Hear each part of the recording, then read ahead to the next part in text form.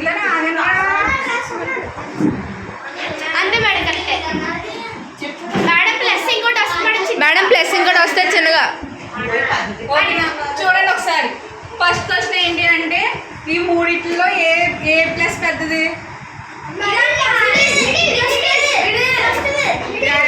అవి చూడండి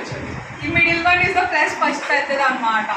ఓకేనా అండ్ ఈ మూడిటి ఏంటిది ఈ మూడిట్లో కోది అగ్గేది సెకండ్ కోదగ్గ ఒరే మ్యామల్ కదరా కోది కోద అసలు గుడ్డు పెడద్దా